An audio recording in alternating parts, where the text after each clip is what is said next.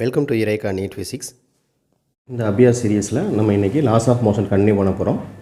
போன வீடியோவில் இதோட ஃபஸ்ட்டு பார்ட் இருக்குது. போன வீடியோ பார்க்காததுக்காக மேலே ஐ கார்டில் அதோட லிங்க் தரேன், அதை பார்த்துக்கோங்க. 11th கொஸ்டின்லேருந்து ஸ்டார்ட் பண்ணலாம். இந்த கொஸ்டின் ரீட் பண்ணி பாருங்கள். 2 மாசஸ் ஏ அண்ட் பி வந்து இருக்குது. பி வந்து ஏ பிடிச்சி இழுக்கிற மாதிரி இருக்குது. ஏக்கு மேலே சிங்கிற ஒரு மாஸ் வந்து ப்ளேஸ் பண்ணுறாங்க. சியோட மாஸ் என்னவாக இருந்தால் ஏ வந்து மூவ் ஆகாது அப்படின்னு கேட்குறாங்க. இதில் கோஎஃபிஷியன்ட் ஆஃப் ஃப்ரிக்ஷனும் கொடுத்துருக்காங்க. ஸோ நமக்கு ஃபஸ்ட்டு ஒரு ஃப்ரிக்ஷன்லெஸ் ஃப்ளோர் இருக்குது. அந்த ஃப்ளோரில் வந்து ஒரு 10 kg உள்ள மாஸ் இருக்குது. இந்த மாஸ் வந்து இட் இஸ் கனெக்டட் ஓவர புள்ளியும் ஃப்ரிக்ஷன்லெஸ்ஸாக கொடுத்துருக்காங்க. இதை பிடிச்சி இழுக்கக்கூடிய மாஸ் வந்து ஒரு 5 kg. சரிங்களா? இப்போ ஏ மேலே இப்போ இந்த 5 kgயோட வெயிட் வந்து கீழே இழுக்கும். வெயிட்டுங்கிறது ஒரு ஃபோர்ஸ், இந்த ஃபோர்ஸ் கீழே இழுக்கும். அதனால ஸ்ட்ரிங்கில் ஒரு டென்ஷன் க்ரியேட் ஆகும். அந்த டென்ஷன் வந்து ஃப்ரிக்ஷன்லெஸ் ஃப்ளோரில் உள்ள இந்த 10 kg மாஸை இழுக்கும். இந்த மூவ்மெண்ட்டை தடுக்கிறதுக்காக நம்ம என்ன பண்ணுறோம், மேலே சிங்கிற ஒரு மாஸ் வைக்கிறோம். இந்த மாஸ் என்னவாக இருந்தால் இது மூவ் ஆகாமல் இருக்கும் அப்படின்னு கேட்குறாங்க. ஸோ சியோட மாஸ் கண்டுபிடிக்க வேண்டியது நம்மளோட வேலை. இதை கொடுத்துருக்க வச்சுக்கிட்டு நம்ம ஒரு ஃப்ரீ பாடி டயக்ராம் பண்ணணும். பண்ணால் தான் இதில் என்னென்ன ஃபோர்ஸ்லாம் இன்வால்வ் ஆகுது அப்படிங்கிறத நமக்கு தெரியும் இல்லையா? சரி, இப்போ இந்த இடத்துல ஃப்ரீ பாடி டயக்ராம் நம்ம ட்ரா பண்ணலாம். ஸோ இது ஒரு பாயிண்ட் மாஸாக நம்ம கன்சிடர் பண்ணிக்கலாம். இந்த பிளேஸில் என்னென்னலாம் ஆக்ட் பண்ணுதுன்னு பாருங்கள். இது வந்து 5 kg டவுன்வர்டு வெயிட்டுங்கிற ஒரு ஃபோர்ஸுங்க வந்து அந்த வெயிட்டோட ஃபோர்ஸுங்கிறது மாஸ் இன்ட்டு ஆசலரேஷன் இல்லையா? அந்த ஆசலரேஷன் வந்து டியூ டு கிராவிடேஷனல் புல்லு. அப்போ எம்ஜின்னு எழுதுவோம். இந்த எம் தான் என்னது 5g. இந்த 5gங்கிற வெயிட் வந்து இங்கே ஆக்ட் பண்ணுது. இந்த 5gங்கிறது ஒரு ஃபோர்ஸ். இந்த ஃபோர்ஸ் இருந்துச்சு அப்படின்னா இந்த ஸ்ட்ரிங்கை பிடிச்சி இழுக்கும். ஸோ இந்த ஸ்ட்ரிங்கில் வந்து ஒரு அவுட்வர்ட் டென்ஷன் க்ரியேட் ஆகும். டென்ஷனுங்கிறது எப்பயுமே எப்படி இருக்கும், இருக்கக்கூடிய பாயிண்ட்லேருந்து அவுட்வர்ட். நம்ம எந்த பாயிண்ட்லேருந்து பார்க்குறோமோ டென்ஷனுக்கு பர்மனெண்ட்டாக டைரெக்ஷன் ஒன்று கிடையாது. இந்த பாயிண்ட்லேருந்து பார்த்தோம்னா அவுட்வர்டு பிஹேவ் பண்ணும் டென்ஷன், அப்வர்டு. ஸோ இது இந்த ஸ்ட்ரிங்கில் வருது. இந்த ஸ்ட்ரிங்கில் வந்து ஃப்ரிக்ஷன்லெஸ் புல்லின்னு கொடுத்ததுனால இந்த பாயிண்ட்லேருந்து பார்த்தோம்னா இங்கே அதே அவுட்வர்ட் டென்ஷன் அதே அளவு டீ வந்து ஆக்ட் பண்ணும். இங்கே என்ன டீ இருக்கோ அதே டீயாக வந்து ஆக்ட் பண்ணும். ஸோ இந்த டீயை வந்து நம்ம இந்த டைரெக்ஷனில் இருக்கக்கூடிய ஒரு ஃபோர்ஸாக கன்சிடர் பண்ணிக்கலாம். இங்கே வந்து டென்ஷன் இருக்குது. ஓகேவா? அடுத்து அவங்க கொடுத்துருக்கிறது வந்து 0.2 கோஎஃபிஷியன்ட் ஆஃப் ஃப்ரிக்ஷன் கொடுத்துருக்காங்க. இந்த ஃப்ளோருக்கும் இந்த ஏ பிளாக்குக்கும் நடுவில் உள்ள கோஎஃபிஷியன்ட் ஆஃப் ஃப்ரிக்ஷன் வந்து தட் இஸ் மியூ வேல்யூ வந்து 0.2. மியூக்கு வந்து யூனிட் கிடையாது, 0.2 கொடுத்துருக்காங்க. அப்போ இந்த கோஎஃபிஷியன்ட் ஆஃப் ஃப்ரிக்ஷனால் இதுக்கு ஆப்போசிட் டைரெக்ஷனில் ஆப்ஜெக்ட் இந்த டைரெக்ஷனில் மூவ் ஆக போகுது அப்படின்னா ஃப்ரிக்ஷனல் ஃபோர்ஸ் வந்து ஒரு அப்போசிங் ஃபோர்ஸு ஆப்போசிட் டைரெக்ஷனில் மூவ் ஆகும். அப்போ இந்த பாயிண்டில் வந்து ஒரு opposing force small force that is small F frictional force வந்து டெவலப் ஆகும். இது இந்த டைரெக்ஷனில். ஓகே, அடுத்து வெர்டிக்கல் டவுன் பார்க்கலாம். வெர்டிக்கல் டவுன் என்ன இருக்கும், இந்த 2 ஆப்ஜெக்டோட வெயிட் இருக்கும் இல்லையா? இதோட வெயிட் வந்து mass into G. So 10g இருக்கும். ப்ளஸ் அது மேலே இன்னொரு மாஸ் இருக்குது சி டைம்ஸ் ஜி இருக்கும் இல்லையா? 10gங்கிறது இதோட மாசு, அதுக்கு மேலே உள்ள மாசு சி டைம்ஸ் ஜி. சிங்கிறது ஏதோ ஒரு மாஸ், ஒரு 5 kg 4 kg அந்த மாதிரி ஏதோ ஒரு மாஸ். அந்த சி வேல்யூ தான் நம்ம கால்குலேட் பண்ணணும். ஓகே, இதில் அப்வர்டு என்ன ஆக்ட் பண்ணும், எப்பயுமே வெயிட்டுக்கு ஆப்போசிட் டைரெக்ஷனு ஃப்ளோருக்கு பெர்பெண்டிகுலராக ஆக்ட் பண்ணக்கூடியது நார்மல் ஃபோர்ஸு என்ன. ஸோ இது இந்த கொடுத்துருக்கக்கூடிய கொஸ்டனுக்கான ஃப்ரீ பாடி டயக்ராம். இந்த டயக்ராம் வச்சுக்கிட்டு தான் நம்ம பண்ண போகிறோம். இப்போ இந்த ஆப்ஜெக்ட் இந்த டைரெக்ஷனில் மூவ் ஆகக்கூடாது அப்படின்னா என்ன ஆகணும், இந்த டைரெக்ஷனில் பிடிச்சி இழுக்கக்கூடிய ஃபோர்ஸ் வந்து இந்த டீங்கிற ஃபோர்ஸு, ஆப்போசிட்டில் பிஹேவ் பண்ணக்கூடியது வந்து small F that is frictional force. இந்த ரெண்டும் பேலன்ஸ்டாக இருந்தால் ஒரு ஹரிசாண்டல் மூவ்மெண்ட் இருக்காது. எய்தர் டைரெக்ஷனில், இந்த டைரெக்ஷன்லையும் சரி ஆப்போசிட் டைரெக்ஷன்லையும் சரி ஒரு ஹரிசாண்டல் மூவ்மெண்ட் இருக்காது. தட் இஸ் இந்த 5 kgங்கிறது வந்து இந்த டோட்டல் பிளாக் செட்டை வந்து பிடிச்சி இழுக்க முடியாது. அப்போ இழுக்கலைன்னா என்ன அர்த்தம், இந்த டீயும் எஃப்பும் வந்து பேலன்ஸ்டாக இருக்கணும். அந்த கண்டிஷன் நம்ம பார்த்துட்டோம்னா சி வேல்யூ நமக்கு தெரிஞ்சிடும். அப்போ நான் என்ன எழுதுறேன், கொடுத்துருக்கக்கூடிய கண்டிஷன் வந்து என்னென்னா மூவ் ஆகக்கூடாது இல்லையா? அப்போ அந்த கண்டிஷன் படி நம்ம என்ன பண்ணலாம், F must be equal to T. இதான் அவங்க கேட்குறாங்க. இந்த கண்டிஷனை வச்சுக்கிட்டு நம்ம C கொண்டு வர முடியுதான்னு பார்ப்போம். ஓகே, இந்த Fங்கிறது என்ன, ஃப்ரிக்ஷனல் ஃபோர்ஸு. ஃப்ரிக்ஷனல் ஃபோர்ஸுக்கான expression mu into normal equal to tension. இந்த நார்மல்ங்கிறது என்னது, M இன்ட்டு G இல்லையா? Mass into G equal to T. இந்த எம்ங்கிறது என்னது, நார்மலுக்கு ஈக்குவலான ஃபோர்ஸு. நார்மலுங்கிறது இந்த டைரெக்ஷனில் இருக்குது. நார்மலுக்கு ஈக்குவலாக அதை பேலன்ஸ் பண்ணக்கூடியது என்னதுன்னா இந்த மாஸ் இன்ட்டு ஜி தான் எம் இன்ட்டு ஜிங்கிறது. இந்த இடத்துல நார்மலுங்கிறது வந்து 10g + cgக்கு ஈக்குவலாக இருக்கும். இதை பேலன்ஸ் பண்ணக்கூடிய ஃபோர்ஸு. அப்போ இந்த mgக்கு பதிலாக நம்ம என்ன சப்ஸ்டியூட் பண்ணிக்கலாம், இது ஒரு mg இது ஒரு mg ரெண்டையும் சேர்த்து காமன் mgக்கு பதிலாக இதை சப்ஸ்டியூட் பண்ண போகிறோம். mu into 10g plus cg equal to இந்த டென்ஷன் எவ்வளோ இருக்குன்னு பாருங்கள். இந்த இடத்துல இருந்து பாருங்கள் டென்ஷன் என்னென்னு பார்த்தோம், W ஈக்குவல் டு 5g. இங்கே டவுன்வேர்டு இருக்குது. இந்த பிளாக்குக்கான ஃப்ரீ பாடி டயக்ராம் ட்ரா பண்ணிங்கன்னா எப்படி இருக்கும், 5 kgலேருந்து டவுன்வேர்டு இருக்கக்கூடியது வந்து 5gங்கிற ஒரு வெயிட்டு. இதில் அப்வேர்டு என்ன இருக்குது, T இருக்குது. அப்போ இது ரெண்டும் பேலன்சிங் ஃபோர்ஸ் இல்லையா, இது வெயிட்டு என்ன வெயிட் இருக்கோ அதே அளவு டென்ஷன் கிரியேட் ஆகும். அப்போ Tங்கிறது வந்து எதுக்கு ஈக்குவலாக இருக்குது, 5gக்கு ஈக்குவலாக இருக்குது. அதையும் சப்ஸ்டியூட் பண்ணிக்கலாம். இங்கே 0.2, இதிலேருந்து ஒரு g காமன் g அவுட் எடுத்துறேன். ஸோ எனக்கு என்ன இருக்கும், 10 + c இருக்கும். இதை 5g, g and g வந்து கட் பண்ணிக்கலாம். இதை மல்டிப்ளை பண்ணிக்கலாம். 0.2 × 10 2 ஆகும். Plus 0.2 × c 0.2c equal to 5ன்னு இருக்கும். 0.2c equal to 5 - 2 that is 3ன்னு வரும். c ஈக்குவல் டு 3/0.2 என்ன வரும், 15 kilograms வரும். Answer A 15 kilogram. Free body diagram வச்சு தான் பண்ணியிருக்கோம். Question number 12. கொஸ்டினை வீடியோ பாஸ் பண்ணி கூட ஃபுல்லாக ரீட் பண்ணி பாருங்கள். இந்த மாதிரி ஒரு பீக்கரு, இதில் வந்து ஒரு ஃப்ரேமு EFGH நேம் பண்ணியிருக்காங்க. ஒரு மெட்டாலிக் ஸ்கொயர் ஃப்ரேம் வந்து நம்ம இம்மர்ஸ் பண்ணுறோம். இந்த ஃப்ரேமை வந்து மேலே பிடிச்சி இழுக்கும் போது டென்ஷனில் என்ன வேரியன்ஸ் இருக்கும் அப்படின்னு கேட்குறாங்க. ஓகேவா, இதில் என்னென்ன ஃபஸ்ட்டு இதை வச்சுக்கிட்டு நம்ம இதில் என்னென்ன ஃபோர்ஸ் பிஹேவ் பண்ணுது அப்படிங்கிறத நம்ம ஃபஸ்ட்டு தெரிஞ்சுக்கணும். இது மேலே என்னென்ன ஃபோர்ஸ் எல்லாம் இருக்குது அப்படிங்கிறது. இதுக்கு வந்து ஃப்ரீ பாடி டயக்ராம் பண்ணுங்கள். இந்த மாதிரி வாட்டருக்குள்ளே இருக்கும் போது, water or any other liquid, அந்த லிக்விட்குள்ளே இருக்கும் போது இது மேலே என்னென்ன ஃபோர்ஸ் ஆக்ட் பண்ணோம் அப்படின்னா, இந்த ஃப்ரேமோட இந்த பிளேட்டோட ஒரு வெயிட் வந்து டவுன்வர்ட் ஆக்ட் பண்ணும். Wங்கிற வெயிட் வந்து டவுன்வர்ட் ஆக்ட் பண்ணும். இந்த ஸ்ட்ரிங்கில் இருக்கக்கூடிய ஆப்போசிட் ஃபோர்ஸ், வெயிட்டுக்கு ஆப்போசிட் ஃபோர்ஸ் இல்லை நம்ம பிடிச்சி இழுக்கக்கூடிய ஃபோர்ஸ் தான் இந்த இடத்துல என்னது, டென்ஷன். ஓகே, இது போக இது வந்து வாட்டருக்குள்ளே இருக்கும் போது அதில் ஒரு பொயண்ட் ஃபோர்ஸு, எப்பயுமே எந்த ஒரு ஆப்ஜெக்டையும் தண்ணிக்குள்ளேயோ ஏதாவது ஒரு லிக்விடுக்குள்ளே வந்து நம்ம இம்மர்ஸ் பண்ணும் போது அதை மேலே தூக்குற மாதிரி ஒரு பொயண்ட் ஃபோர்ஸ் வந்து பிஹேவ் பண்ணும். இதை வச்சு தான் நிறைய ஆப்ஜெக்ட் வந்து லிக்விட் சர்ஃபேஸில் வந்து மிதக்கிறது காரணம். அப்போ இதில் வந்து அப்வேர்டு வந்து ஒரு பொயண்ட் ஃபோர்ஸு காமனாக எல்லா சைடும் ஆக்ட் பண்ணும். அந்த பொயண்ட் ஃபோர்ஸ் எப்படி இருக்கும், F(b)ன்னு போட்டுக்கிறேன். ரோ வால்யூம் டைம்ஸ் g இருக்கும். இது அதுக்கான எக்ஸ்பிரஷன். நமக்கு இங்கே தேவையில்லை, என்ன ஃபோர்ஸ் ஆக்ட் பண்ணுறது மட்டும் தெரிஞ்சுக்கோங்க. ஸோ அப்வேர்டு இன்னொரு ஃபோர்ஸ் சேர்ந்து ஆக்ட் பண்ணுது. அது என்னது, டென்ஷன் போக பொயண்ட் ஃபோர்ஸு டியூ டு வாட்டர். இப்போ நமக்கு இதை மேலே இழுக்க என்ன ஆகும் அப்படிங்கிறத பார்ப்போம். ஓகே, நமக்கு வந்து வேரியன்ஸ் வந்து டென்ஷனில் கேட்டிருக்காங்க. ஸோ இந்த ரெண்டுமே காம்பன்சேட்டிங் ஃபோர்ஸ் ஆப்போசிட் டைரெக்ஷனில் இருக்குது. அப்போ நான் இதை எப்படி எழுதிக்கலாம், ஈக்குவேஷன் டைப்பில் T + Fb ஒரு ஈக்லிபிரியம் கண்டிஷனில் எப்படி இருக்கும், Wன்னு வந்திருக்கும். T மட்டும் எடுத்துக்கிட்டோம்னா இந்த வெயிட்டு மைனஸ் பொயண்ட் ஃபோர்ஸ்ன்னு இருக்கும் இல்லையா. ஸோ இதுதான் நமக்கான எக்ஸ்பிரஷன். இந்த எக்ஸ்பிரஷனை வச்சுக்கிட்டு தான் நம்ம கிராஃபு எப்படி வருங்கிறத ப்ரெடிக்ட் பண்ண முடியும். இப்போ கிராஃபில் இங்கே இருக்க கிராஃபை விட்டுருவோம், நம்ம ஆப்ஷனில் இருக்கிறத விட்டுருவோம். நம்மளா கெஸ் பண்ணி பார்ப்போம் டென்ஷன் என்ன, அது கூடுதா குறையுதா அப்படிங்கிறத வச்சு. ஸோ மேலே போக போக டென்ஷனுக்கு டிஸ்டன்ஸ் வேரியேஷன் தான் கொடுத்துருக்காங்க, எஸ்ஸில் கொடுத்துருக்காங்க எக்ஸ் ஆக்சிஸு. இப்போ மேலே போக போக ஓகே, நம்மளே கிராஃப் பிளாட் பண்ணி பார்ப்போம். இங்கே இருக்குது, இங்கேருந்து நம்ம மேலே இழுக்கிறோம். ஸோ இந்த பிளேஸ்லேருந்து இந்த பிளேஸ் வர வரை என்ன ஆகும், இது வந்து வித்தின் வாட்டர் சர்ஃபேஸு இதை தூக்க போகிறோம். அப்போ ஒரு டென்ஷன் இருக்குது. இந்த பொயண்ட் ஃபோர்ஸ் வெயிட்டுங்கிறது வாட்டர் சர்ஃபேஸ்க்குள்ளே கம்மியாக தெரியும், ஆனால் அது என்ன இருக்கோ த்ரோ அவுட் த சர்ஃபேஸ் வந்து அதே வெயிட் தான் இருக்க போகுது. Buoyant force throughout the water surface அதே தான் இருக்க போகுது. அப்போ இந்த ரெண்டுமே சேஞ்ச் ஆகலை, டபிள்யூவும் சேஞ்ச் ஆகலை, பொயண்ட் ஃபோர்ஸும் சேஞ்ச் ஆகலை. அப்போ டீயில் வேரியேஷன் இருக்காது. டீ எப்படி இருக்கும், டிஸ்டன்ஸ் இங்கேருந்து இந்த டிஸ்டன்ஸ் போகிற வரையும் தேர் இஸ் நோ சேஞ்சு, ஒரு ஃப்ளாட் லைனாக இருக்கும், பேரலல் லைன் டு எக்ஸ் ஆக்சிஸாக இருக்கும்.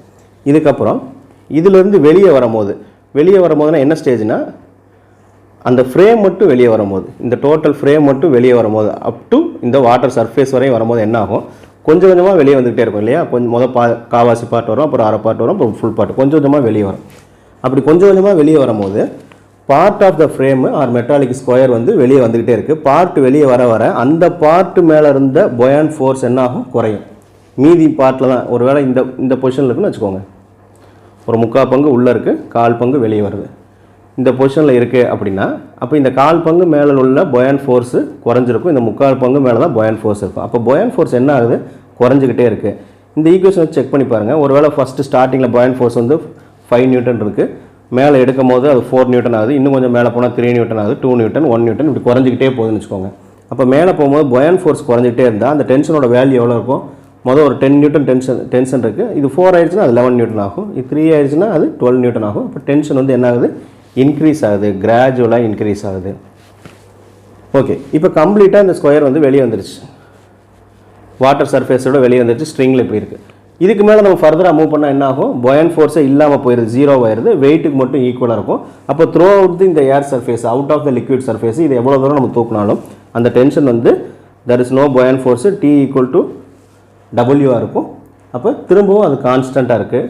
அப்போ அகைன் பிளாட் லைனாக இருக்கும். ஆன்சர் வந்து ஏ. ஒரு கிராஃபிக்கல் அனாலிசிஸ் தான் ஈஸியான கொஷின். Question number 13.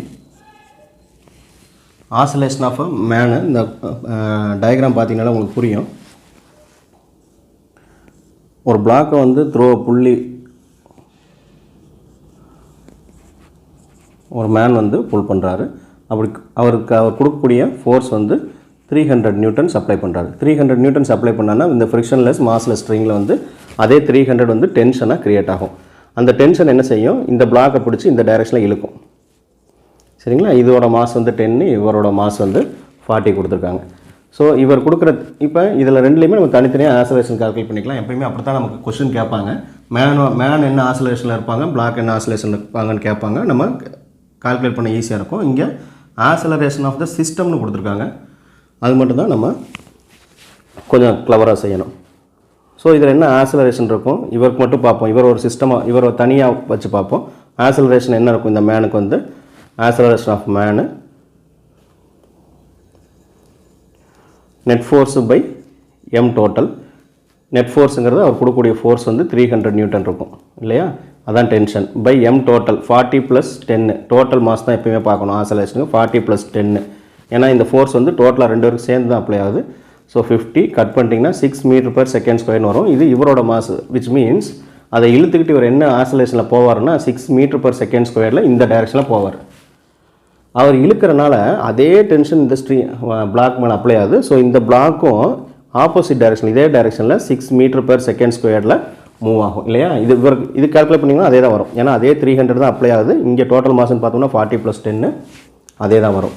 அப்போ ரெண்டு பேரோட ஆசோலேஷனும் ஈக்குவல் தான். எப்பயுமே ஃப்ரிக்ஷன்லெஸ் மாஸ்லெஸ் புள்ளி ஸ்ட்ரிங் இது கொடுத்துட்டாலே ஒரு பிளாக் கொடுத்துருப்பாங்க. ஒரு பிளாக் கீழே போகுது, இன்னொரு பிளாக் மேலே வருது அப்படின்னா இந்த பிளாக் என்ன ரேட்டில் கீழே போகுதோ அதே ரேட்டில் அதே ஆசோலேஷனில் தான் இந்த பிளாக் மேலே வரும். இது எப்பயுமே காமன் ஆசோலேஷனாக தான் இருக்கும். அப்போ இவங்க ரெண்டு பேருக்குமே காமன் ஆசோலேஷன் தான் இருக்குது. அந்த மாதிரி ஏதாவது ஒரு ஆசோலேஷன் தான் கேட்பாங்க. அப்படி கேட்டாங்கன்னா இப்படி நீங்கள் சொல்லி 6 m/s² கொடுத்துடலாம். ஆனால் இங்கே கொஸ்டின் என்ன கேட்டாங்க, acceleration of a man of mass 40 kg plus block of 10 kg system அப்படின்னு கொடுத்துட்டு நம்ம கேட்குறது என்ன கேட்குறாங்க, இந்த ரெண்டும் சேர்ந்து ப்ளஸ் 10 kg சிஸ்டம் கேட்குறாங்க. ரெண்டுக்கும் சேர்ந்து ஆசோலேஷன் கேட்குறாங்க. இது ஒரு 6 m/s², இது 6 m/s². அந்த டோட்டல் ஆசோலேஷன் வந்து 12 m/s²ங்கிறத நம்ம காட்டுறோம். Question number 14. ஒரு ராக்கெட்டோட மாஸ் வந்து 2000 kg இருக்குது. இது ஃப்ரீ ஸ்பேஸில் மூவ் ஆகுது. இதோட மாஸ் வந்து என்ன ரேட்டில் குறையுது அப்படின்னா 0.5 kg of gas per second exhaust ஆகுது. அதோட கேஸ் வந்து ஃபியூல் வந்து 0.5 kg/s வந்து அது கம்பஸ் ஆகி எரிஞ்சு இந்த ராக்கெட் வந்து மேலே புஷ் பண்ணுது. அப்போ மாஸோட ரேட்டு கொடுத்துருக்காங்க. போன கிளாஸில் இது பார்த்தோம். இதுதான் change in mass dm/dt with respect to time per second கொடுத்துருக்காங்க பாருங்கள். அது எவ்வளோ இருந்திருக்கு அப்படின்னா 0.5 kg/s இருந்திருக்கு. சரிங்களா? அதோட ஸ்பீடு எவ்வளோ இருந்திருக்கு, அந்த ரீகாயில் ஸ்பீடு, இது வெளியே வரக்கூடிய அந்த கேஸ் வந்து வெளியே எக்ஸ்பெல் ஆகக்கூடிய ஸ்பீடு ரீகாயில் ஸ்பீடு VRன்னு சொல்லுவோம். இது வந்து எவ்வளோ இருந்திருக்கு 400 m/s. இப்படி அது 5 செகண்ட், இந்த 400 m/s ஃபார் 5 செகண்ட்ஸ் இந்த ரேட்டில் வெளியே வந்துச்சு அப்படின்னா increase in speed of rocket. ஏன்னா ராக்கெட் இனிஷியலாக ரெஸ்ட்டில் இருந்திருக்கும், அது இங்கே எரிஞ்சு அதோட ஃபியூவல் எரிஞ்சு ராக்கெட்டை மேலே புஷ் பண்ண போகுது. ராக்கெட்டை மேலே புஷ் பண்ண போதுன்னா stage by stage it is going to accelerate ஆகுது அப்படின்னா அதோட வெலாசிட்டியில் ஒரு சேஞ்ச் இருக்குது. அந்த இன்க்ரீஸ் இன் ஸ்பீடு என்னன்னு கேட்குறாங்க. அப்போ இந்த ராக்கெட்டில் நம்ம கேட்குறது என்ன, இன்க்ரீஸ் இன் ஸ்பீடு டிவி என்னன்னு கேட்குறாங்க. ஓகேவா? இப்போ இது என்னென்னா பேசிக்காக இதுலேருந்து வெளியே வரக்கூடிய கேஸ், எரிஞ்சு வெளியே வரக்கூடிய கேஸ் வந்து ஒரு ஆக்ஷன் F1ன்னு வச்சுக்கலாம். இது வந்து ஒரு ஆக்ஷன். இந்த ஆக்ஷனுக்கு ஈக்குவல் அண்ட் ஆப்போசிட் ரியாக்ஷன் தான் இந்த ராக்கெட்டை வந்து அப்வேர்டு புல் பண்ண போது. தட் இஸ் F2 ரியாக்ஷனாக இருக்கும். டைரக்ஷன் தான் ஆப்போசிட் டைரக்ஷனில் இருக்கும். தேர்ட் லா படிச்சிருப்பீங்க. F1 equal to minus F2ன்னு. இந்த மைனஸுங்கிறது டைரக்ஷனை குறிக்கக்கூடியது. இதை வச்சு தான் நம்ம பண்ண போகிறோம். இதில் வந்து இது ஈக்குவலாக இருக்கும் எப்போ அப்படின்னா நம்ம ஏரோட ரெசிஸ்டிவ் ஃபோர்ஸை வந்து இக்னோர் பண்ணிடுறோம். இக்னோர் பண்ணால் தான் இது ரெண்டும் ஈக்குவல். ஓகே, இந்த ஃபோர்ஸுங்கிறது நியூட்டன் செகண்ட் லா படி நமக்கு என்ன தெரியும், rate of change of momentum இல்லையா, dp/dt. நான் இங்கே P1 வச்சுக்கிறேன், இங்கே dp2/dtன்னு வச்சுக்கிறேன். இந்த ஆக்ஷன் வச்சுட்டனால நான் இதை dm1 இதை v1 வச்சுக்கிறேன். F1ன்னு வச்சனால நான் m1 v1 வச்சுக்கிட்டேன். இதை F2 வச்சனால இதை m2 வச்சுக்கலாம், இதை v2 வச்சுக்கலாம். ஓகேங்களா? இப்போ இதில் நான் எப்படி சப்ஸ்டிட் பண்ண பாருங்கள். Pங்கிறது வந்து மொமெண்டம் இல்லையா, differentiation of m1 v1 by dt equal to m2 df m2 v2 by dt. இப்போ இந்த ரெண்டில் இருக்கக்கூடிய டைமும் ஒரே டைமா அப்படின்னா இது t1 வச்சுக்கலாம். 5 செகண்ட்ஸ் கொடுத்தனால இங்கே t2 5 செகண்ட்ஸ் வச்சுக்கலாம். 5 செகண்ட்ஸுக்கு அதோட வெலாசிட்டி எவ்வளோ இன்க்ரீஸ் ஆகுதுன்னு கேட்குறாங்க. இப்போ ஃபஸ்ட்டு கேஸில் வந்து இதில் வேரி ஆகுது வெலாசிட்டியாக மாஸாக, வெலாசிட்டி வந்து கான்ஸ்டன்ட் வேல்யூ, மாஸ் தான் வேரி ஆகுது. அப்போ dm1/dt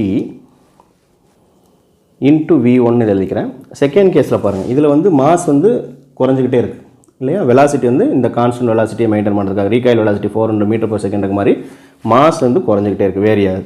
இந்த கேஸில் வந்து ராக்கெட்டோட மாஸ் மேலே போகுது, ராக்கெட் மேலே போகுது 2000 kg கான்ஸ்டன்ட் மாஸோட, அதோட வெலாசிட்டி தான் இன்க்ரீஸ் ஆக போகுது.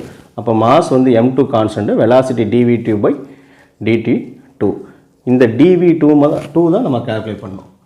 இப்போ இது எப்படி பண்ணலாம் அப்படின்னா, இந்த டோட்டல் வேல்யூ dm/dt1 தான் கிலோகிராம் பெர் செகண்ட் இருக்குது, டைமோட சேர்த்து இருக்குது பெர் செகண்ட். இல்லை இதை வந்து நீங்கள் 1 சப்ஸ்டிட் பண்ணிக்கலாம், 0.5/1 கூட சப்ஸ்டிட் பண்ணிக்கலாம்.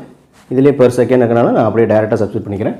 0.5 இன்ட்டு இதோட வெலாசிட்டி வந்து 400 ஈக்குவல் டு மாஸ் வந்து 2000 into dv2 change in velocity தான் நம்ம கால்குலேட் பண்ணணும் பை dt2 எவ்வளோ செகண்ட் கேட்டிருக்காங்க, ஃபார் 5 செகண்ட்ஸ் கேட்டிருக்காங்க 5. ஸோ இந்த 5 2000 கட் பண்ணுங்கள், 400 வரும். இந்த 400 கட் பண்ணிக்கோங்க. இப்போ என்ன இருக்குது, dv2 சேஞ்ச் இன் வெலாசிட்டி தான் இருக்குது, எவ்வளவு 0.5 m/s. அவ்வளோதான் ஆன்சர் சி. நியூட்டன்ஸோட தேர்ட் ஈக்குவேஷனை வச்சு நம்ம புரிஞ்சுக்கிறோம். தேர்ட் ஈக்குவேஷனில் செகண்ட் ஈக்குவேஷனான டெஃபினிஷனை rate of change of momentum substitute பண்ணுறோம். சப்ஸ்டிட் பண்ணி சிம்பிளிஃபிகேஷன் பண்ணால் நமக்கு ஆன்சர் கிடச்சிருது. ராக்கெட் ப்ராப்ளம் ஏற்கனவே பண்ணியிருக்கோம் டீட்டெயிலாக. அந்த வீடியோவோட லிங்க் வந்து நான் ஐகார்டில் தரேன், நீங்கள் பார்த்துக்கோங்க. 15th problem. ஸோ இந்த டயக்ராமில் கொடுத்த மாதிரி 2 மாஸ் இருக்குது, ரெண்டுமே சேம் மாஸ்ன்னு கொடுத்துட்டாங்க. நம்ம வந்து ஒரு எம்னு ஃபிக்ஸ் பண்ணிக்கலாம், ஈக்குவல் மாஸ். ஒரு ஃப்ரிக்ஷன்லெஸ் புள்ளியில் வந்து இது வந்து ஃப்ளோ ஆகுது. Magnitude of acceleration of centre of mass கேட்டிருக்காங்க. First acceleration of centre of mass நான் அடுத்து சொல்கிறேன். இதில் ஃபஸ்ட்டு ரெண்டுலேயும் தனித்தனியாக என்ன ஆக்சலரேஷன் இருக்குது அப்படிங்கிறத பார்த்துருவோம். ஃபஸ்ட்டு ஆக்சலரேஷன் இருக்குமா, இந்த 2 மாஸும் ஈக்குவல் மாஸ், மூவ் ஆகுமா மூவ் ஆகாதா. இன்க்ளைன்டு ஆங்கிள் வந்து 2 பக்கமும் ஈக்குவலாக இருந்துச்சு, எய்தர் 45 30 இருந்துச்சுன்னா இது கண்டிப்பாக ஈக்குவல் மாஸ் வந்து மூவ் ஆகாது. ஸோ இந்த சைடு எப்படி இருக்குது, ஸ்டீப்பராக இருக்குது. இதில் ஸ்லோப் கம்மி, 30ங்கிற ஸ்லோப் கம்மி, இங்கே இந்த பக்கம் ஸ்லோப் ரொம்ப அதிகமாக இருக்குது, ஸ்டீப்பராக இருக்குது. ஸோ இந்த பக்கம் இந்த மாஸ் பிடிச்சி இழுக்கும் due to acceleration due to gravity. இதோட ஜி வந்து இதை பிடிச்சி கீழே இருக்கும், ஸ்டீப்பராக இருக்கிறதுனால இது சறுக்கிக்கிட்டு கீழே வரும். இது என்ன ரேட்டில் ஒரு ஆக்சலரேஷனில் கீழே வருதுன்னா அதே ஆக்சலரேஷனில் இது மேலே போகும். சேம் ஆக்சலரேஷன் இருக்கும், ஏன்னா மாஸ்லெஸ் ஃப்ரிக்ஷன்லெஸ் புள்ளி, அந்த புள்ளியில் போகிறனால சேம் ஆக்சலரேஷன் இருக்கும். இதே வேறு ஃப்ரிக்ஷனோ மாஸோ இந்த புள்ளியை இன்க்ளூட் பண்ணோம் அப்படின்னா இந்த ஆக்சலரேஷன் வந்து வேரி ஆகும். அந்த மாதிரி ப்ராப்ளம் வந்து நமக்கு நீட்டில் கேட்குறதில்ல, ஜேஇ ப்ரிப்பேர் பண்ணுறவங்க அந்த மாதிரி ப்ராப்ளமும் சேர்த்து பார்த்துக்கணும். ஓகே, இது பேசிக் ஐடியா. கண்டிப்பாக இது வந்து மூவ் ஆகும். எப்படி மூவ் ஆகும்னா, இந்த எம் சைடு 60 டிகிரி இருக்கிற சைடு வந்து கீழேயும் இந்த பக்கம் மேலேயும் வரும். இது இழுக்கும், இது மூவ் ஆகும். அந்த மாதிரி இதை வச்சுக்கிட்டு நம்ம ஆக்சலரேஷன் பார்க்கணும். ஃபஸ்ட்டு இதுக்கான ஃப்ரீ பாடி டயக்ராம் பண்ணலாம். இதில் வந்து இந்த பிளாக் இந்த சைடில் உள்ள ஒரு பிளாக் நான் பண்ணுறேன். ரெண்டுமே அதே மாதிரி தான். இந்த பிளாக்கோட வெயிட் வந்து எப்படி ஆக்ட் பண்ணும், எக்ஸாக்ட் டவுன்வேர்டு ஒரு இதோட வெயிட் எம்ஜி ஆக்ட் பண்ணும். இந்த எம்ஜி டவுன்வேர்டு ஆக்ட் பண்ணுச்சு அப்படின்னா இங்கே ஆங்கிள் இன்க்ளைண்டாக இருக்கிறதுனால நம்ம இதை வந்து ரிசால்வ் பண்ண வேண்டியது அவசியம். இதோட காம்போனன்ட்ஸை வந்து ரிசால்வ் பண்ணணும். அப்போ இந்த ஃப்ளோருக்கு பெர்பெண்டிகுலராக எடுத்தோம்னா அதுதான் என்னது, இங்கேருந்து தீட்டா மெஷர் பண்ணுவோம். அது எம்ஜி காஸ் தீட்டா. எங்கேருந்து தீட்டா மெஷர் பண்ணுறோமோ அது காஸ் தீட்டா. தீட்டாக்கு தூரமாக உள்ளது வந்து sine component, MG sine theta. That is இது வந்து இந்த டைரெக்ஷனில் கூடிய ஃபோர்ஸ் வந்து எம்ஜி சைன் தீட்டா. ஹரிசாண்டலாக இருக்குது எம்ஜி இது எப்படி காஸ் காம்போனன்ட் தான் வரணும் அப்படின்னு நினைக்கக்கூடாது. தீட்டா எங்கேருந்து மெஷர் பண்ணுறோமோ அது காஸ் காம்போனன்ட்டு, இது வந்து சைன் காம்போனன்ட்டு. தலைகீழாக வரும்போது மாறி வரும். இதே இப்படி இருக்குது, இங்கேருந்து தீட்டா எடுத்தோம்னா இது காஸ் காம்போனண்ட்டாக இருக்கும், இது சைன் காம்போனண்ட்டாக இருக்கும். இதெல்லாம் ஆல்ரெடி நம்ம ரெசல்யூஷன் ஆஃப் வெக்டாரில் படிச்சிருக்கோம். எங்கேருந்து தீட்டா மெஷர் பண்ணுறோமோ அது காஸ் காம்போனண்ட், அதுக்கு ஆப்போசிட்டாக வந்து சைன் காம்போனண்ட்டாக இருக்கும். இது பிளாக் தலைகீழாக இருக்குது, கீழே டவுன்வேர்டு வெயிட் வந்து டவுன்வேர்டு ஆக்ட் பண்ணிக்கிட்டு இருக்குது. அந்த டவுன்வேர்டு வெயிட்டுங்கிற ஃபோர்ஸ் வந்து நம்ம ரிசால்வ் பண்ணுறோம். அப்போ இது என்ன ஆகுது, எம்ஜி சைன் தீட்டா ஆகுது. இந்த ஃபோர்ஸ் தான் இதோட மூவ்மெண்ட்டு காரணம். எம்ஜி காஸ் தீட்டா என்ன ஆகும், இப்போ இந்த ரெண்டாக ரிசால்வ் பண்ணிட்டோம்னாலே இந்த வெயிட்டுங்கிறது இல்லை, அப்படி தானே. இந்த வெயிட்டுங்கிற சிங்கிள் ஃபோர்ஸ் தான் நம்ம என்ன பண்ணிடுறோம், அதோட காஸ் காம்போனன்ட் சைன் காம்போனண்ட்டை பிரிச்சிடும். ரிசால்வ் பண்ணிட்டாலும் இந்த வெயிட்டுங்கிறது இல்லை. இதைத்தான் ரெண்டாக பிரித்து வச்சுருக்கோம். இப்போ இந்த காஸ் காம்போனன்ட் என்ன ஆகும் அப்படின்னா, இந்த ஃப்ளோருக்கு ஆப்போசிட்டாக ஒரு நார்மல் பிஹேவ் பண்ணும்போது அந்த நார்மல் வந்து பேலன்ஸ் பண்ணும், இந்த ரெண்டையும் பேலன்ஸ் பண்ணிடும். ஒருவேளை இந்த ரெண்டு பேலன்ஸ் ஆகலைன்னா என்ன ஆகும், எம்ஜி காஸ் தீட்டா அதிகமாக இருந்துச்சு அப்படின்னா இந்த சர்ஃபேஸை உடச்சிக்கிட்டு இந்த பிளாக் உள்ளே போகணுன்னு அர்த்தம், இப்படி உள்ளே வரணும்னு அர்த்தம் எம்ஜி காஸ் தீட்டா. ஏன்னா எந்த ஃபோர்ஸ் டாமினேட்டிங் ஃபோர்ஸோ அந்த ஃபோர்ஸோட டைரெக்ஷனில் ஆப்ஜெக்ட் மூவ் ஆகணும்.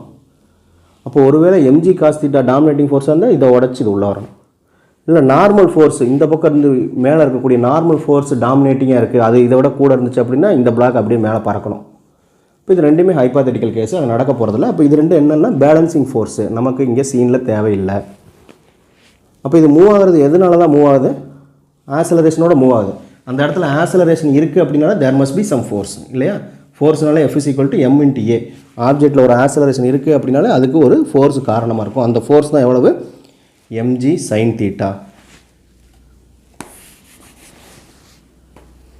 அப்போ இதை பிடிச்சு இழுக்கக்கூடிய ஃபோர்ஸ் எவ்வளோ அப்படின்னா mg sin தீட்டா. இங்கே என்ன தீட்டா, 60 டிகிரி. அப்போ இது மேலே வரக்கூடிய ஃபோர்ஸ் எவ்வளோவா இருக்கும், mg sin தீட்டா. அந்த sin தீட்டா எவ்வளவு, 30 டிகிரியாக இருக்குது. இந்த ரெண்டு ஃபோர்ஸ், இந்த ஃபோர்ஸ்னால இது கீழே வருது, இந்த ஃபோர்ஸ்னால இது மேலே போகுது. அதுக்கான கரஸ்பாண்டிங் ஆங்கிளை வந்து சப்ஸ்டியூட் பண்ணியாச்சு.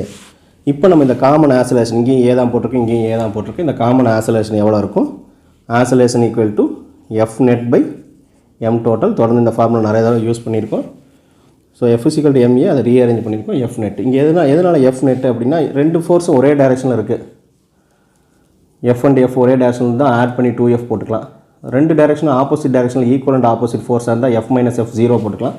இங்கே சம் ஆங்கிளோடு இருக்குது, ஆப்போசிட் டைரெக்ஷன் தான், ஒன்று மேலே போகுது ஒன்று கீழே வருது, வித் சம் ஆங்கிளோடு இருக்குது. அப்போ ஆங்கிளை இன்க்ளூட் பண்ணி நம்ம டிஃப்ரென்சஸ் பார்க்கணும். mg sin 60 degree minus mg sin 30 degree, ரெண்டு ஃபோர்ஸுக்கான டிஃப்ரென்ஸ், நெட் ஃபோர்ஸ் பார்க்குறோம். அதனால் ரெண்டுக்குள்ள டிஃப்ரென்ஸ் எடுத்துக்கிறேன். By m total. m டோட்டலுங்கிறது இங்கே ஒரு மாசு ப்ளஸ் இங்கே ஒரு mass m. Okay, mg common out எடுத்துடுறேன். உள்ளே என்ன இருக்கும், sin 60 degree. sin 60 degree value √3/2. இந்த mg வெளியே எடுத்தாச்சு. பை sin 30 டிகிரி 1/2 டிவைடட் பை 2mனு வரும். mm கட் பண்ணிக்கலாம். இந்த 2 வந்து டினாமினேட்டர், இந்த டினாமினேட்டரில் மல்டிப்ளை பண்ணால் we will get √3. Common denominator தான், இந்த 2 கீழே போயிடுது, இங்கேயும் 4 ஆயிரும், இங்கேயும் 4 ஆயிரும். √3 - 1/4 காமன் g, இந்த g.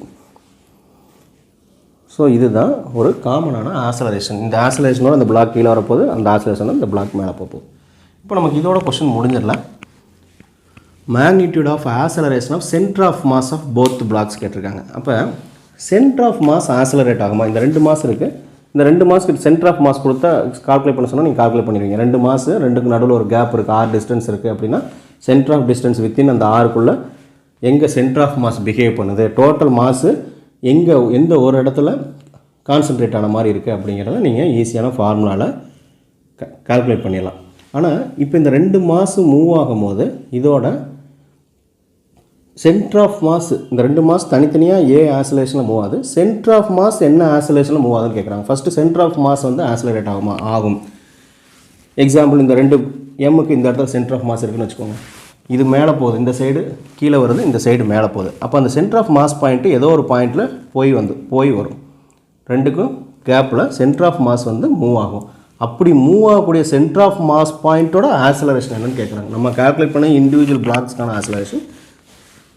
இதனால் இதோட ஒரு விர்ச்சுவல் பாயிண்ட், 2க்கு நடுவில் ஒரு விர்ச்சுவல் பாயிண்ட் சென்டர் ஆஃப் மாஸ்ங்கிற பாயிண்ட்டு என்ன ஆசிலேஷனில் மூவ் ஆகுது அப்படின்னு கேட்குறாங்க. ஸோ இதுக்கு ஃபர்தராக நம்ம என்ன பண்ண போகிறோம், சென்டர் ஆஃப் மாஸுக்கு ஆசிலேஷன் கால்குலேட் பண்ண போகிறேன். இதை பண்ணி வச்சுக்கோங்க, என்ன ஸ்க்ரீன்ஷாட் எடுத்துக்கோங்க, கண்டினியூ பண்ணுறேன்.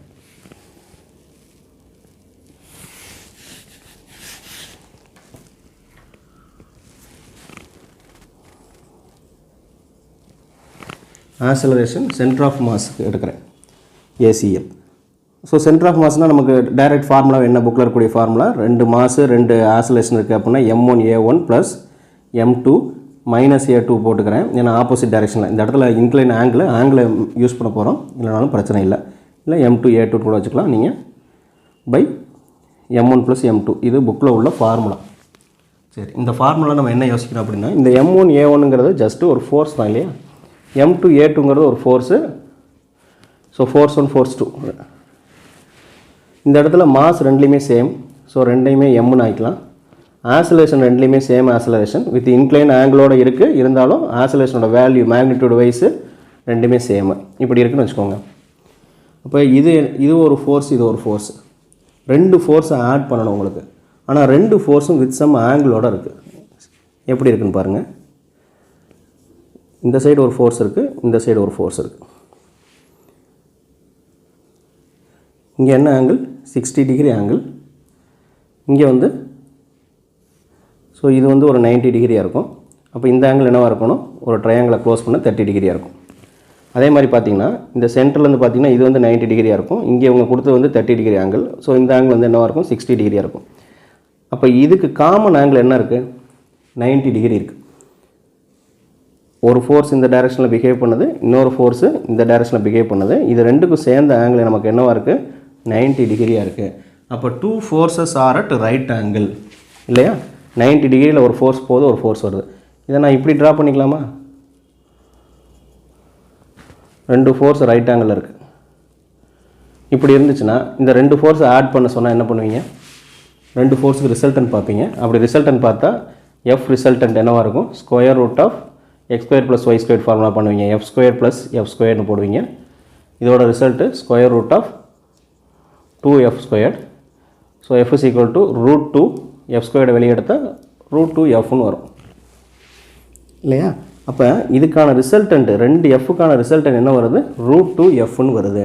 ரெண்டும் ரைட் ஆங்கிளில் இருக்கிறனால கொடுத்த ப்ராப்ளமில் ரெண்டும் ரைட் ஆங்கிளில் இருக்குது. அப்போ இதோட ரிசல்ட் தான் நமக்கு என்னென்னு வரும், ரூட் 2fன்னு வரும் நியூமரேட்டர் ரிசல்ட்டு. பை டினாமினேட்டரில் ரெண்டுமே m தான், அப்போ 2mன்னு வரும். இந்த f தான் எதுக்கு ஈக்குவல், maக்கு ஈக்குவல் இல்லையா.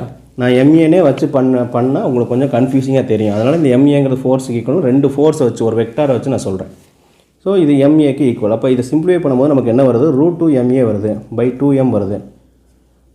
கட் பண்ணிக்கலாம், ரூட் 2 கட் பண்ணிக்கலாம். இந்த 2 ரூட் 2 இன்ட்டு ரூட் 2ன்னு எழுதலாம். அப்போ ஒரு ரூட் 2 கட் ஆயிரும். இதில் நமக்கு என்ன வரும், a பை ரூட் 2 மட்டும் இருக்குது. அப்போ சென்டர் ஆஃப் மாஸோட ஆக்சலரேஷன், சென்டர் ஆஃப் மாஸ் என்ன ஆக்சலரேஷன் மூவ் ஆகுது அப்படின்னா a by root 2.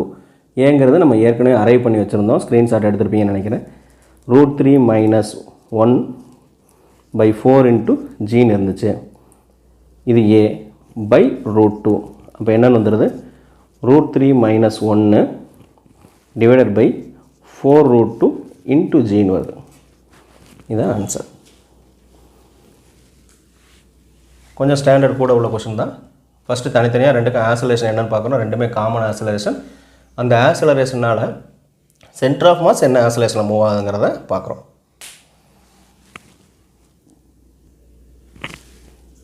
Question number 16.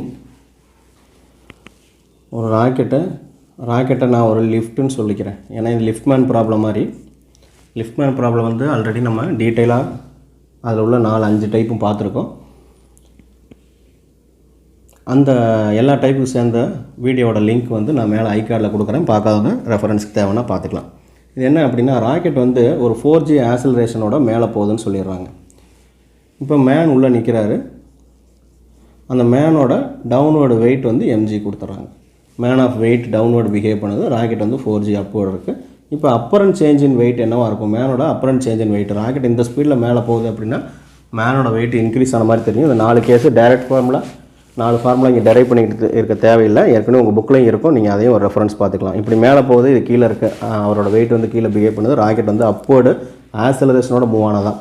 Uniform வெலாசிட்டியில் போச்சு லிஃப்ட்டு அப்படின்னா அது வந்து மேனோட அப்பரண்ட் வெயிட்டில் எந்த சேஞ்ச் இருக்காது. ஆக்சலரேஷனோட 4G ஆக்சலரேஷனோட போகிறனால வெயிட் வந்து என்னவாக இருக்கும்? ஆடட் அப்பாக இருக்கும். m/g. அந்த ராக்கெட்டோட ஆக்சலரேஷன் வந்து 4G. அப்போ g + 4G 5G ஆயிடுது. இப்போ 5mgங்கிறது ஆன்சர். ரொம்பவே சிம்பிள் தான். இந்த 4 டைப் உங்களுக்கு தெரிஞ்சிருந்தா, தெரியலன்னா நீங்கள் வீடியோவில் ஒரு தடவை ரெஃபர் பண்ணிக்கலாம்.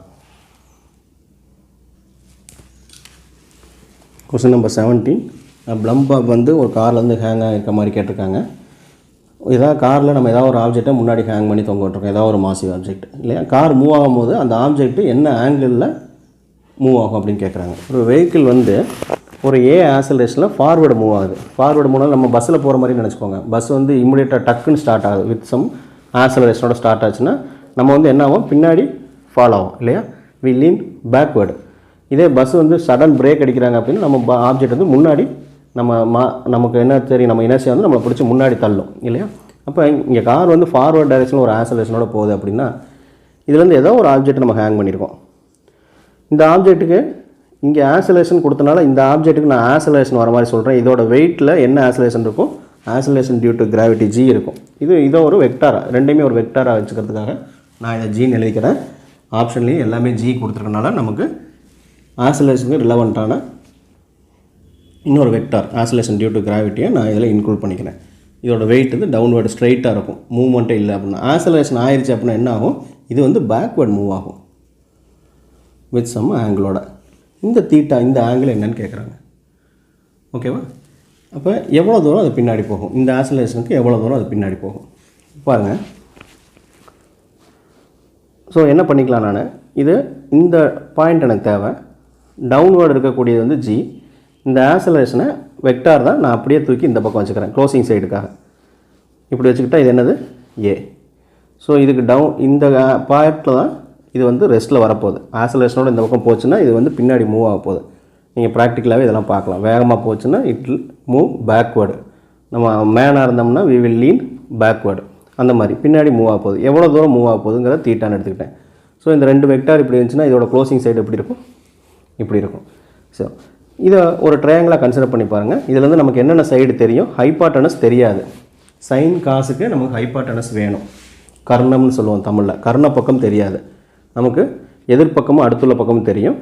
அப்போ ஹைபாட்டனஸ் தெரியாதனால நம்ம என்ன தான் எழுத முடியும்? tan தீட்டா தான் யூஸ் பண்ண முடியும். tan தீட்டாவில் இங்கேருந்து தீட்டா எடுத்தோம்னா இது காஸ் காம்பவுண்ட்னு அர்த்தம். ஆர்எல்ஸ் அட்ஜஸ்ட்னு சொல்லுவோம். அப்போ அதுக்கு ஆப்போசிட் இருக்கிறது வந்து இது ஆப்போசிட் சைடு, எதிர்ப்பக்கம்னு சொல்லுவோம். அப்போ இது சைன் காம்பனண்ட்டு. இப்போ tan theta equal to sine theta by cos theta, இல்லை opposite side by adjacent. Opposite சைடில் என்ன இருக்குது? a இருக்குது, ஆக்சலரேஷன் a இருக்குது. அட்ஜஸ்டன்ட்டில் என்ன இருக்குது? ஆக்சலரேஷன் g இருக்குது. அப்போ தீட்டா ஈக்குவல் டு என்ன வரும்? tan inverse of a by g. அவங்க ஆல்ஃபா மாதிரி கொடுத்துருக்காங்க, அது வந்து acceleration a.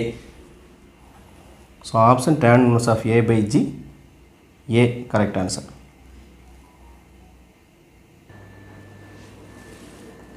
Question number 18. A block of mass 2 kg is placed on a floor 2 kg. இதில் coefficient of static friction, இந்த ஃப்ளோருக்கும் இந்த பிளாக்கும் நடுவில் உள்ள ஸ்டாட்டிக் ஃப்ரிக்ஷன் μs ஓட வேல்யூ வந்து 0.4 யூனிட்லெஸ் குவான்டிட்டி.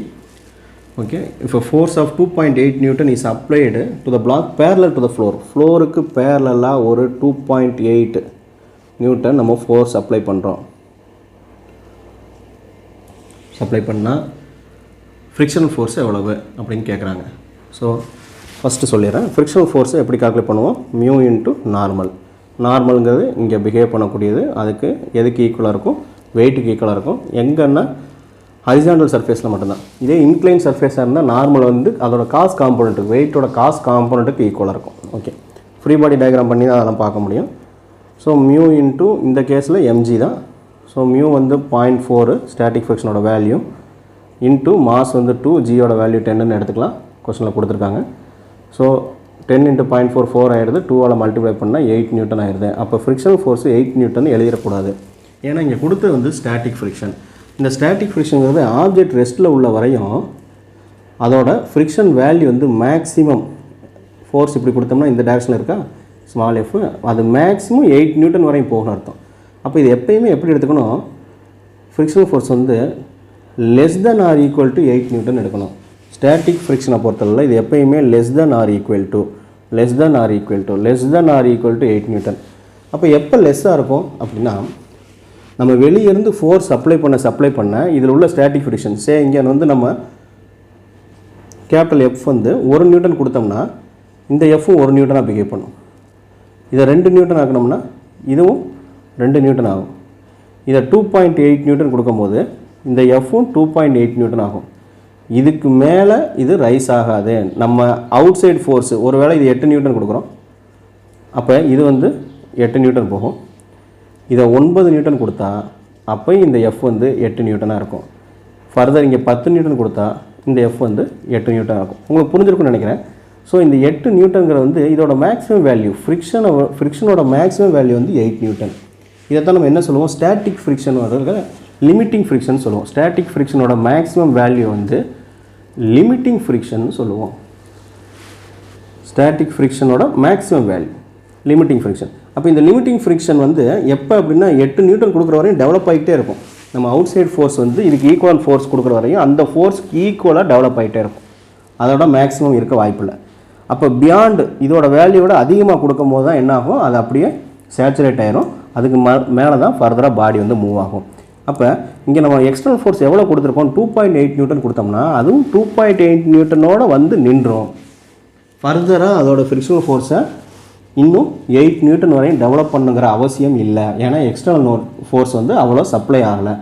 கூட நம்ம ஒவ்வொரு நியூட்டனாக கூட்டும் போது வேணால் இது வந்து இன்க்ரீஸ் ஆகிட்டே போகும். ஸோ இதோட வேல்யூவை less than or equal to 8 நியூட்டனுக்கு கம்மியாக கூட இருக்கலாம். So it is 2.8 newton for the given case. Question number 19.